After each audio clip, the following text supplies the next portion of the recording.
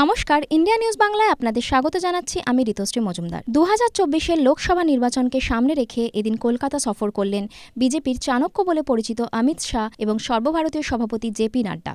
অমিত শাহ পশ্চিমবঙ্গ বিজেপির কোর কমিটির বৈঠকে অংশ নেন। পাশাপাশি তিনি আইটি ও সোশ্যাল মিডিয়া সেলের বৈঠকেও অংশ নেন।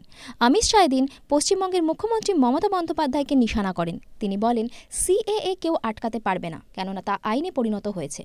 তিনি বলেন, বাংলা থেকে যখন বামপন্থী শাসন উচ্ছেদ হয় তখন সারা দেশ ও বাংলার মানুষ খুশি হয়েছিল, কিন্তু দিদি এমনভাবে শাসন পরিচালনা করছেন যে জনগণ বলছে এর থেকে বামপন্থীদের শাসন ভালো ছিল।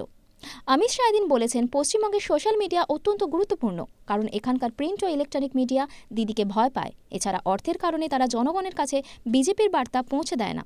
তিনি আরও বলেন, সোশ্যাল মিডিয়া কর্মীদের বিজেপির পদ্মপ্রতীক এবং ফের একবার মোদী সরকার স্লোগান বাংলার প্রতিটি ঘরে ঘরে পৌঁছে দেওয়া থেকে কেউ আটকাতে পারবে না। তিনি এদিন আরও বলেন, দিদি বিজেপিকে খুব হালকাভাবে নিচ্ছিলেন, কিন্তু দলের কর্মীরা লোকসভায় 18টি আসন এবং বিধানসভায় 77টি আসন জয়ে বড় ভূমিকা পালন করেন।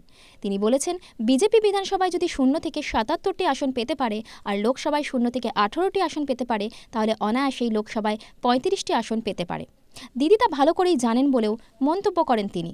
কেন্দ্রীয় স্বরাষ্ট্রমন্ত্রী এদিন লোকসভা থেকে বহিষ্কার হওয়া তৃণমূল সাংসদ মহুয়া মৈত্র এবং সাসপেন্ড হওয়া সাংসদ কল্যাণ বন্দ্যোপাধ্যায়কে নিশানা করেন। তিনি বলেন, তৃণমূল সংসদ সদস্যরা তাদের লোকসভা অ্যাকাউন্টের পাসওয়ার্ড একজন ব্যবসায়ীকে দেন।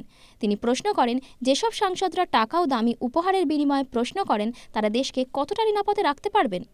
তিনি দাবি করেন, তৃণমূলের এক সাংসদ দেশের উপরাষ্ট্রপতিকে নকল করে সাংবিধানিক পদের অবমাননা করেছেন। ইন্ডিয়া নিউজ বাংলার সাথে যুক্ত থাকুন আর দেখতে থাকুন বিশেষ বিশেষ খবর।